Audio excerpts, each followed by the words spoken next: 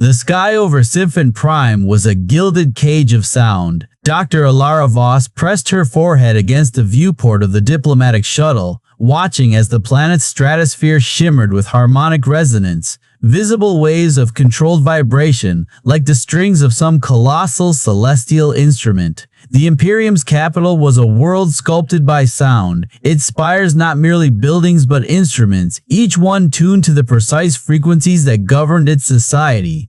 From this height, the city pulsed with a sterile mathematical beauty, every note in its endless symphony accounted for, every note but one.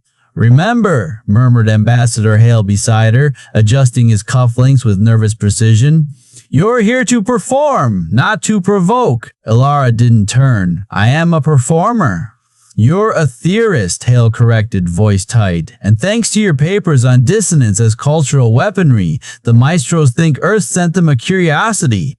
A trained monkey who'll sing pretty and remind the galaxy why humanity belongs at the bottom of their caste system." Now she looked at him. "Then why bring me at all?" Hale's smile was thin. "Because you're expendable." The shuttle descended through layers of curated atmosphere, each one vibrating at a different harmonic interval.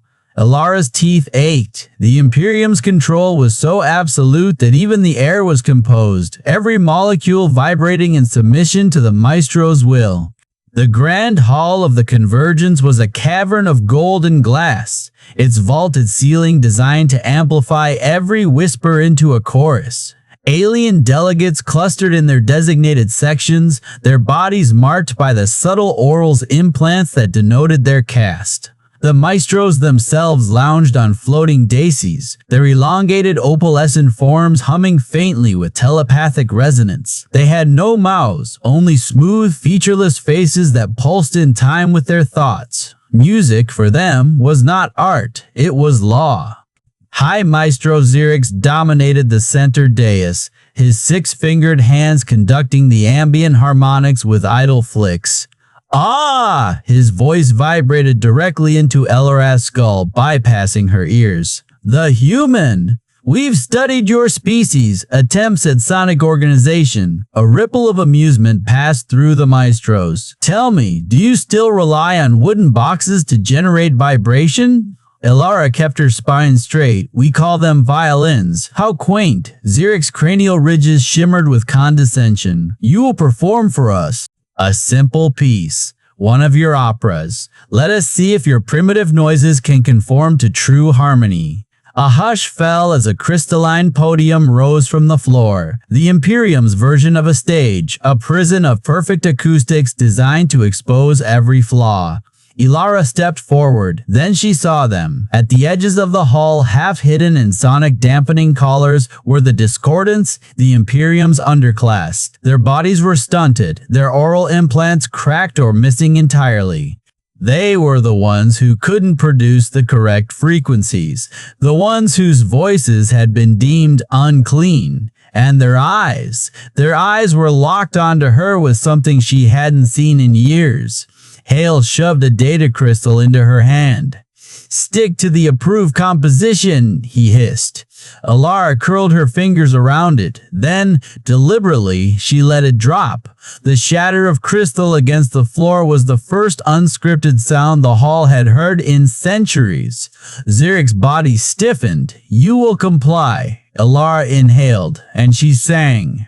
Not the sterile aria the Imperium demanded, but a work song. A human song, raw, unpolished, alive. The kind of music that came from cracked lips and calloused hands, from chains and defiance. She leaned into the dissonance, let her voice break where the Maestros would have smoothed it. The effect was immediate. Xerix recoiled as if struck. The Discordants swayed, their collars flickering. And Elara, her heart hammering, realized the truth. The Imperium had spent millennia perfecting control, but humanity had spent millennia perfecting chaos. And chaos, it seemed, was contagious. The air in the grand resonatorium tasted like metal and incense, thick with the Imperium's idea of perfection. Elara Voss stood at the center of the amphitheater's polished obsidian stage, her bare feet pressing into the cold surface. Around her, the Maestros of Symphon Prime lounged on floating daises, their elongated limbs draped in iridescent robes that shimmered with every calculated movement. Their 4 eyes, each a different shade of cold violet, watched her with the detached curiosity of scientists observing a lab specimen. "This isn't a performance," Elara thought. "It's an autopsy." High Maestro Xerix loomed above the rest, his telepathic voice slithering into her mind like oil. "Begin, human. Demonstrate your species' musicality." The last word dripped with condescension, as if he were asking her to prove Earth had invented the wheel. Elara inhaled. She had been ordered to sing the Celestial Refrain, a traditional Imperium aria designed to showcase harmonic purity. The sheet music they'd given her was a prison of mathematical precision. Every note, every breath, every vibrato dictated by rigid algorithms. She closed her eyes, and then she broke it. The first note she sang was almost correct. Almost. But she leaned into the dissonance, let her voice crack where the Maestros would have smoothed it, dragged the tempo just enough to make their perfect rhythm stumble. She wove in a microtonal shift, a technique stolen from Mongolian throat singing, and watched as Xerix's fingers twitched. The effect was immediate. A low-frequency shudder rippled through the amphitheater. The Maestro's delicate cranial ridges, organs that process sound as both music and telepathic command, flushed an angry crimson. Xerix's left eye spasmed shut. But it wasn't the rulers who fascinated her. In the shadowed galleries, the lower castes, the discordants, were reacting differently. Their collars, which pulsed with harmonic suppressors, flickered erratically. A wiry alien with mottled gray skin and too many joints clutched at his throat as if choking on something. Not pain. Elara finished the aria with a note that didn't exist in the Imperium scales. The silence that followed was a living thing, throbbing with tension. Xerix's voice, when it came, was a blade. An interesting interpretation. He emphasized interesting the way one might say infected. "We shall discuss your deficiencies in private." The private discussion was a windowless chamber lined with sonic dampeners. Xerix didn't bother with physical restraints. The air itself seemed to press against Elara's lungs, heavy with subsonic frequencies designed to induce compliance. "You altered the composition," Xerix accused. Elara smiled. "I interpreted it. Humanity's greatest art has always lived in the spaces between the notes. Your art is error. The Imperium has spent millennia eradicating such imperfections. And yet," Elara said softly, "your discordants seem to like it." Xerix's pupils contracted. A tell. That was when the door slid open. The gray-skinned alien from the gallery stood there, his collar sparking. Others flanked him. A hulking brute with vocal cords visible through translucent skin, and a petite being whose fingers ended in delicate sound receptors. "You will leave," Xerix commanded, pulsing a harmonic imperative at them. The gray one flinched but didn't retreat. "We heard her," he rasped. "The noise. It itched." Elara's pulse jumped. "Itched." Not a word one used for pain, for awakening. Xerix's rage was a feign, for awakening. Xerix's rage was a physical force. The dampeners in the walls hummed, preparing to deliver a punishing frequency. But the petite discordant lashed out with a hand, her receptors plucking the sound waves from the air like strings. The dampeners shorted out in a shower of sparks. In the sudden silence, Elara whispered, "You can interfere with air control." The brute answered by humming, a rough, off-key vibration that made the lights flicker. Xerix took a step back. "This is treason." "No," Elara said. "This is music." They met in the underlevels where the sonic scrubbers couldn't reach. The Discordants called it the Hollow, a cavernous space between the Imperium's infrastructure, its walls scarred with centuries of clandestine carvings. The Grey One, who introduced himself as Kier, spoke in a voice like grinding gears. "Our collars suppress deviation, but your sounds, they make the suppressors stutter." Elara ran a hand along the wall, feeling the grooves of old markings. "You've been fighting back, not fighting," said the petite one, Lurin. Her voice was a flute played underwater, remembering. "Before the Maestros, we had our own songs. Fragments remain in the deep places." The brute, Var, thumped his chest. A sound like a war drum echoed through the hollow. Elara exhaled. "Then, let me teach you ours." She started with the simplest weapon humanity had ever devised, a protest song. "We shall overcome," she sang, slow and raw, the way her grandmother had taught her in a different kind of oppression. The discordants swayed, their collars flickering like dying stars. Kyr joined first, his voice a broken echo. Then Lirin, weaving harmonies around the melody like vines cracking stone. Var pounded the rhythm into the floor until the very earth trembled. Above them, in the glittering spires of the Imperium, the Maestros heard nothing, but the collars did, and for the first time in centuries, they hesitated.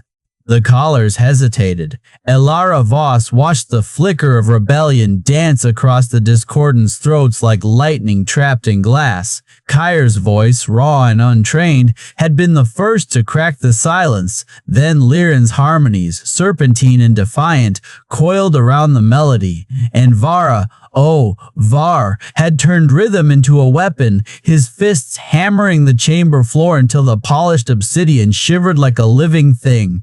The Maestros heard none of it. Their spires soared above, insulated by layers of harmonic dampeners, their perfect ears tuned only to the frequencies of control. But the collars, those sleek, cruel bands fused to the discordant's vocal cords, had felt it. Elara pressed her palm against the chamber's humming wall. "Again," she whispered. Kyr wiped sweat from his brow. "Seal detect the anomaly. The suppressors are learning," Elara interrupted. She pulled a cracked data slug from her sleeve, smuggled past Imperial scanners in the hollow of her femur, and slotted it into the chamber's antiquated playback unit. A grainy recording spilled into the air. Bessie Smith's "Nobody Knows You When You're Down and Out," all bent blue notes and unfiltered grief. The discordants flinched as one. "This is unstable," Lirin breathed, her four hands twitching toward her collar. Elara grinned. "Exactly." High Maestro Xeric surveillance drones hovered like obsidian wasps outside the chamber. Elara knew they were there. He counted on it. "Compliance," she announced loudly, composing her face into the placid mask the Imperium expected. She raised her hands in the traditional Maestro conducting posture, palms upturned, fingers precise, and began a bland, mathematically pristine aria. The drones whirred approvingly. Beneath the surface, her boot tapped a different rhythm. Shave and a haircut. Var's nostrils flared. He recognized the pattern, an ancient earth call in response. His fist struck the floor in reply. 2 bits. The collars flickered again. That night, in the subsonic tunnels beneath Symphon Prime's glittering surface, the underground symphony swelled. Elara had mapped the tunnels using stolen Imperial schematics, tracing the veins of the planet like a surgeon hunting a pulse. Here, the dampeners failed. Here, the walls sang back. Discordants arrived in 2s and 3s, their collars muffled with stolen dampener foil.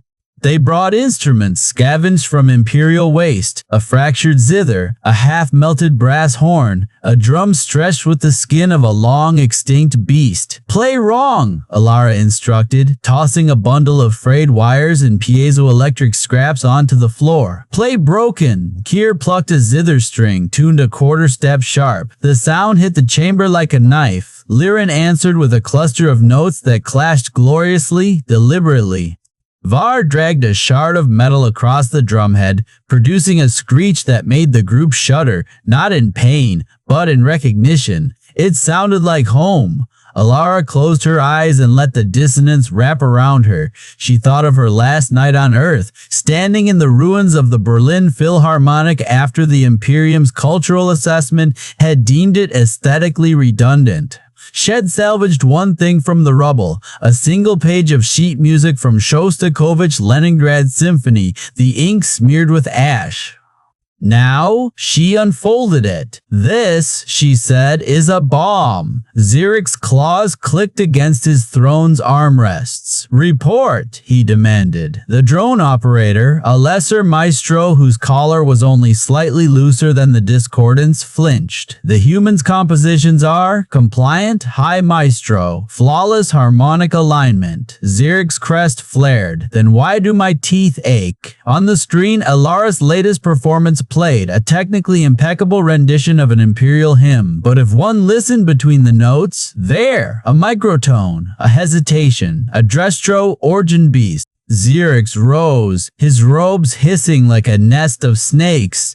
"Double the surveillance and prepare the cleansing." The operator paled. "The entire discordant caste? The unstable ones?" Zirich's voice dripped with venom, starting with hers. Elara felt the net tightening. The tunnels stank of ozone and fear now. More discordants arrived daily, their collars sparking erratically. Some came with fresh lashes across their backs. Others didn't come at all. "They're purging the outer districts," Kyr gasped one night, his collar smoking. "The maestros are scanning for irregular vibrations." Liren tuned her zither a half-step higher. "Then we go louder." Var said nothing. He simply handed Elara a rusted blade and pointed to the ceiling, where the drones clustered like carrion birds. Elara nodded. She had one move left. At dawn she would present her masterpiece to the Convergence, a symphony so perfectly aligned with imperial harmonics that the maestros would broadcast it empire-wide. And buried in its heart, a recursive dissonance that would multiply with every repetition. A virus, a revolution, a symphony of the oppressed. She pressed her ear to the tunnel wall. Somewhere above, the spires trembled. Tick-tock went Var's drum. Tick-tock answered the collars. The maestros heard nothing, but the planet did.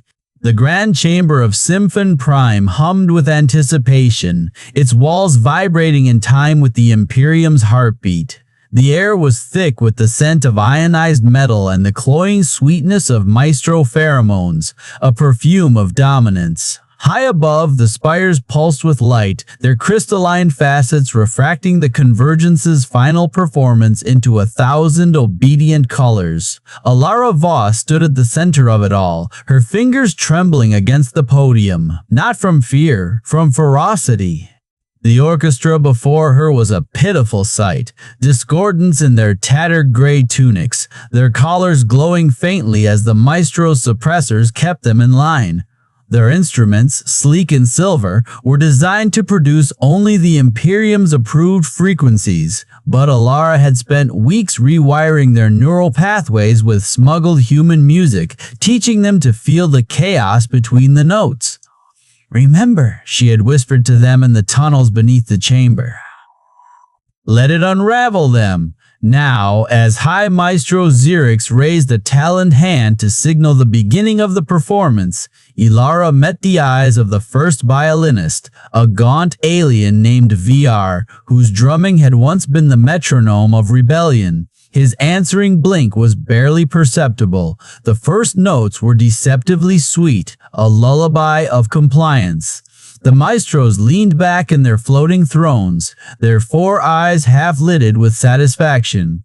Zirix's crest flared in approval, the bioluminescent patterns along his spine shifting to match the melody. Then Elara lifted her baton and twisted it. The violins shuddered into a microtonal slide. The woodwinds gasped in staggered syncopation, and beneath it all, the double basses thrummed with a recursive motif, a dissonance so carefully buried it was almost alive. The reaction was immediate. A low-ranking maestro near the front clutched his temples, his telepathic receptors overloading as the disharmony scraped against his neural pathways. This is not sanctioned," he hissed, but his voice was lost in the swelling cacophony. Zirich's throne lurched forward. "Silence that aberration," he roared. But the orchestra played on, their movements jerky yet deliberate. The collars around their throats flickered, then dimmed. "It's working." Elara's heart hammered against her ribs as the recursive motif multiplied, each repetition amplifying the chaos. The chamber's acoustics, designed to magnify perfection, now turned against the maestros. The very air writhed with wrongness. A discordant cellist's collar shattered. Then another, and another. One. The lower castes in the audience, their suppressors faltering, began to hum. At first, it was barely audible, a vibration in the chest, a memory of songs long forbidden. But as the dissonance swelled, so did their voices. A worker from the mining drones, her vocal cords scarred from years of screaming in the pits, wailed a morning chant from her homeworld. A kitchen servant, his hands still smeared with the maestro's meals, drummed his fists against his chest in the rhythm of a war march. The Imperium's control was unraveling. Xerix lunged from his throne, his talons extended toward Elara. "You wretched noisemaker," he spat, but the crowd was already surging forward, a living wave of sound. A maestro enforcer raised his sonic disruptor, only to crumple as a dozen discordants sang at him, their voices layering into a chord so jagged it short-circuited his implants. Elara didn't flinch as Xerix's claws grazed her throat. She smiled. "You should have listened," she said, and raised her hands, not in surrender, but in conducting. The chamber exploded. Every repressed melody, every stolen folk tune, every protest song Elara had seeded in the underground erupted at once. The maestros staggered, their perfect harmony drowned beneath the weight of feeling. The walls themselves seemed to scream, the spire's crystalline structures vibrating at frequencies they were never meant to endure. Somewhere in the chaos, Var's drumming rose above the storm, no longer the tick-tock of submission, but the thunder of defiance. Xerix howled, his psychic shields fracturing. "This is not music! This is madness!" Elara stepped forward, her voice cutting through the din. "No, this is humanity." And as the first spire cracked, she knew the Harmonic Imperium would never recover. The grand chamber of Symphon Prime had become an echo chamber of revolution. The once pristine walls, carved from harmonic crystal designed to amplify only the most mathematically perfect frequencies, now shuddered under the weight of human sound, ragged, untamed, and gloriously imperfect. The air itself vibrated with the dissonance of 100 liberated voices, a sonic storm that made the maestros clutch their elongated skulls in agony. High Maestro Xerix staggered back from his throne, his 4 opalescent eyes flickering with something no maestro had ever known: fear. Of P. His psychic shields, once unbreakable, now splintered under the assault of a single raw human field recording. A chain gang work song, its rhythms uneven, its harmonies bent under the weight of suffering. The voices of long-dead laborers, their pain preserved in scratchy audio, lanced through his mind like a knife. "Cease this noise!" Xerix shrieked, his voice cracking. His talons scraped against the dais as he struggled to maintain his footing. "You pollute the very air with your druth." Elara Voss stepped forward, her boots crunching over shattered harmonic suppressors. Around her, the discordants, once silent, now roaring, formed a living barricade between the maestros and their fleeing enforcers.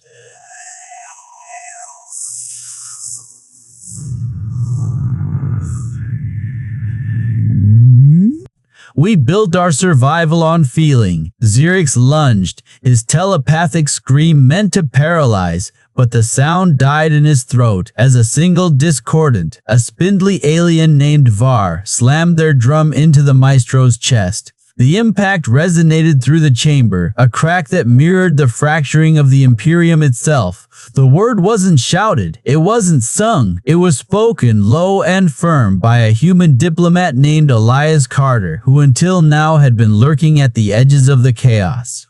He stepped into the center of the chamber, his hands raised not in surrender but in ceasefire. This doesn't have to end in blood. Elara shot him a sharp look. They were going to purge entire castes, Elias. And now they can't, Elias countered, his gaze locked on Xerix. But if we let this turn into a massacre, we're no better than them. A tense silence fell, or at least as close to silence as the chamber could manage. The discordant singing had softened to a murmur, but the air still hummed with the aftershocks of rebellion. Xerix wheezed, his once pristine robes now torn and smeared with iridescent blood. You think this is victory? He spat the word like a curse. Without us, the lower castes will tear each other apart. They need order. They need choice, Elara interrupted. She knelt beside him, close enough that he could see the scars on her throat, old wounds from a career spent singing until her voice broke. That's what you never understood. Music isn't about control. It's about connection. She pressed the recording device into his trembling hands.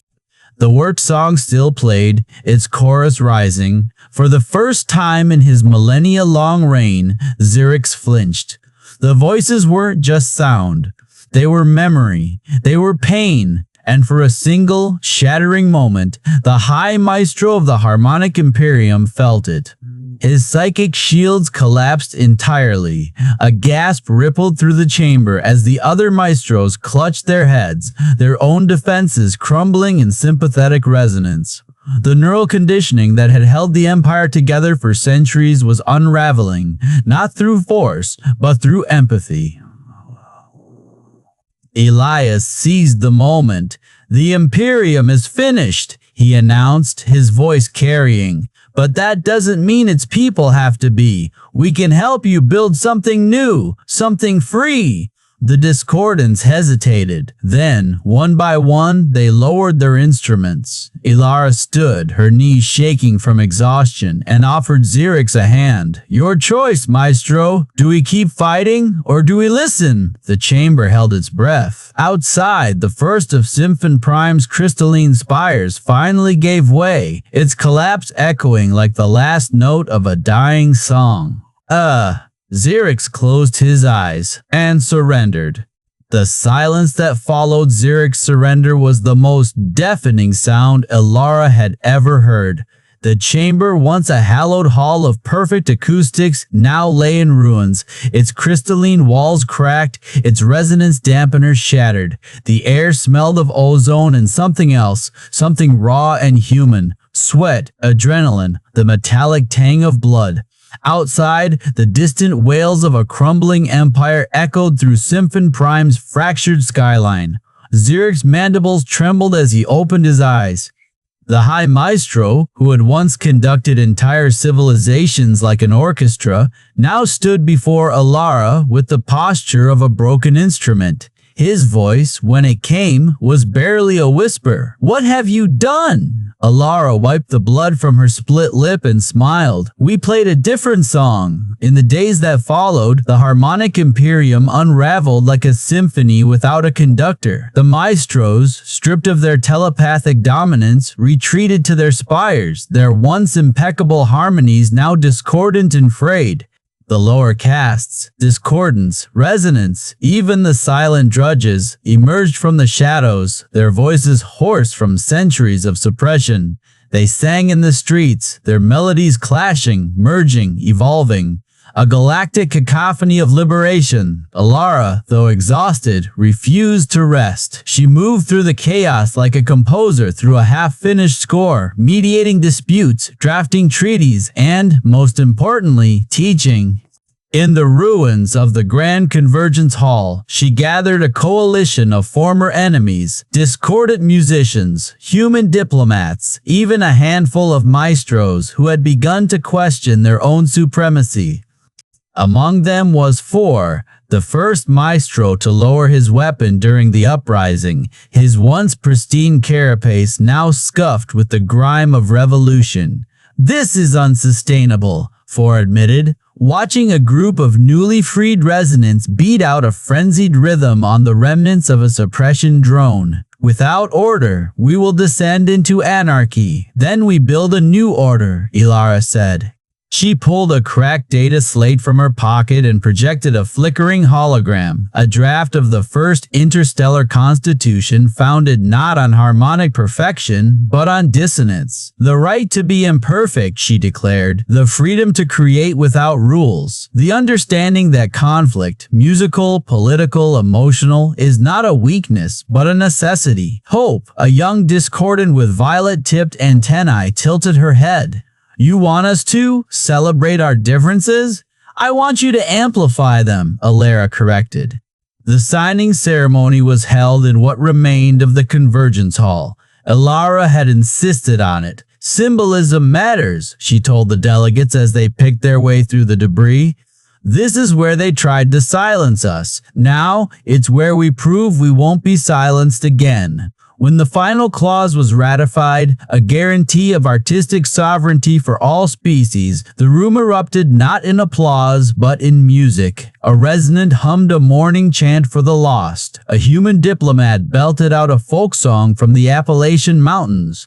Four, hesitantly at first, joined in with a maestro aria, but this time, he let his voice crack on the high notes. The resulting sound was chaotic, beautiful, alive. Even Xerix, watching from the shadows, flinched at the intensity of it. You've doomed us all, he muttered to Elara. This noise will tear the galaxy apart. She turned to him, her eyes bright with exhaustion and triumph. Or it'll hold us together. Only one way to find out. Years later, the Galactic Dissonance Accords would be studied as the first true merging of human and alien governance. Dimfin Prime's spires were never rebuilt. Instead, its ruins were repurposed, transformed into an open-air conservatory where any being, regardless of caste or species, could perform. The air was always thick with overlapping melodies, a living testament to the revolution that had been won not with weapons, but with a single subversive truth: there is power in imperfection.